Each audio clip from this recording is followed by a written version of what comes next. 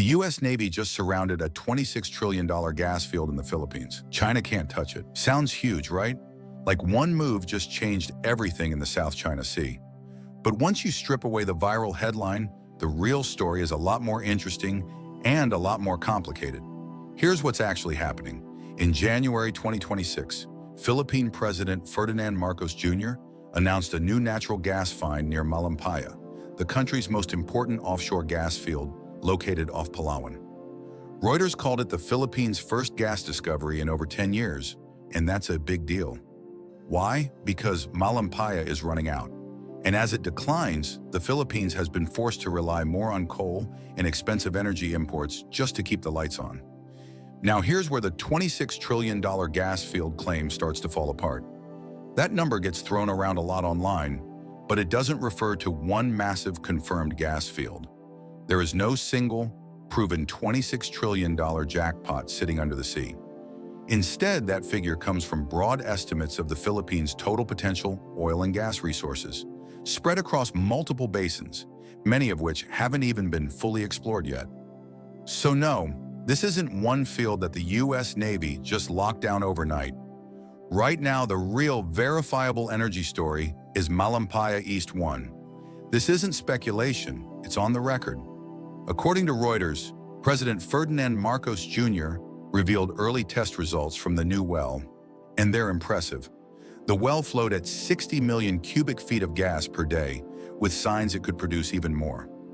Marcos compared it directly to the original Malampaya wells, calling it a high-productivity resource. And it's not just gas. The discovery also includes condensate, a high-value liquid fuel. That matters because it can immediately help stabilize the country's power supply, something Manila is deeply worried about right now. So yes, the energy part of this story is real, new supply, close to a critical existing project, at a moment when energy security is front and center for the Philippines. Now let's talk about the other half of the headline, the U.S. Navy. You've probably seen the claim that the U.S. has surrounded this gas field and that China can't touch it. That language spreads for a reason. U.S.-Philippine military ties have gotten tougher and more visible. More joint exercises, more access, more signaling. But here's the key point. Surrounded suggests a specific, confirmed military posture. And that's where the story breaks down. There is no public evidence of a ring of U.S. warships guarding a single gas site. What is documented is expanded cooperation under the EDCA agreement. In 2023, the U.S. and the Philippines announced 4 additional agreed locations, including Balabac Island and sites in Palawan, areas close to major sea lanes and contested waters. That doesn't mean permanent U.S. bases, it doesn't mean constant naval patrols, and it doesn't mean an energy field is under lockdown. What it does mean is flexibility, more places to operate from, faster logistics, quicker coordination if tensions spike. And that matters because the Philippines' offshore energy problem has never been just about what's underground. And this has always been the real challenge. Offshore energy isn't just about geology, it's about who can operate where, who can deter interference, and who can keep things stable long enough for investors to commit real money. That strategic environment is shaped by competing claims in the South China Sea, and by a much bigger question. What happens if a confrontation at sea goes beyond radio warnings and water cannons? That's where the U.S.-Philippines Mutual Defense Treaty comes in.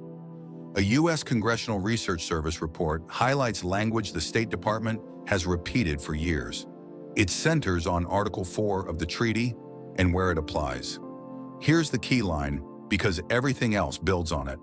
The U.S. State Department has said that Article 4 of the 1951 Mutual Defense Treaty extends to armed attacks on Philippine armed forces, public vessels or aircraft, including the Coast Guard, anywhere in the South China Sea. That sentence is the backbone of the so-called U.S. Shield. But online, it often gets oversimplified. It doesn't mean the U.S. automatically goes to war the moment something happens. Treaty politics almost never work that way. What it does mean is deterrence. It's a warning signal, a way of raising the cost of pushing too far, a reminder that any serious escalation could pull in forces far beyond the immediate players. And that brings us to the second half of the headline. China can't touch it. Beijing sees this very differently. China's position is simple and consistent. It rejects the Philippines' claims and argues that outside powers are making the situation worse. Chinese officials routinely dismiss Philippine legal moves and insist China's claims remain unchanged. In one formal statement responding to Philippine maritime legislation, China's foreign ministry put it bluntly: China's territorial sovereignty and maritime rights in the South China Sea, it said, are not affected by Philippine laws. So when a headline says China can't touch it, what it's really describing is a clash between two different realities. First, the operational reality. Who can keep ships and aircraft in the area? Who can coordinate quickly? Who can protect commercial activity on the water? Then there's the legal and political reality. Who recognizes which boundaries? Whose maps count? And whose claims get repeated on the global stage? Those realities overlap, but they're not the same thing. Now zoom out. Why does this flare up in 2026? And why do energy sites keep getting pulled into it? Because in the South China Sea, energy is never just energy. It's revenue, it's electricity, it's leverage. And for countries like the Philippines, where energy demand keeps rising, it's also a vulnerability if supplies tighten or prices spike. That's why analysts keep pointing to massive oil and gas potential across the wider South China Sea basin. It's one big reason the region stays so tense. But on the ground, or rather on the water, the reality is far more practical. Exploration needs surveys, drilling contracts, insurance, reliable supply chains, and above all, it needs a predictable security environment. If companies think a project will get politically blocked, they don't hesitate. They walk away. And that fear has shaped Philippine energy planning for years. As Malampaya continues to decline, the pressure on Manila to lock in new gas sources has only grown. So where does the U.S. Navy actually fit into this? In the most grounded reading, the U.S. isn't surrounding a gas field. It's backing an ally's ability to operate at sea. It's signaling that harassment of Philippine vessels could carry wider consequences. And it's expanding real cooperation through access agreements and joint activities. That matters, not because it erases disputes, but because it changes risk calculations.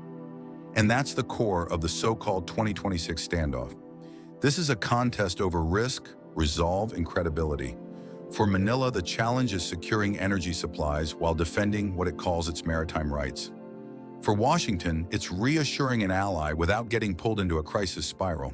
For Beijing, it's asserting its position without triggering unified regional pushback or deeper outside involvement.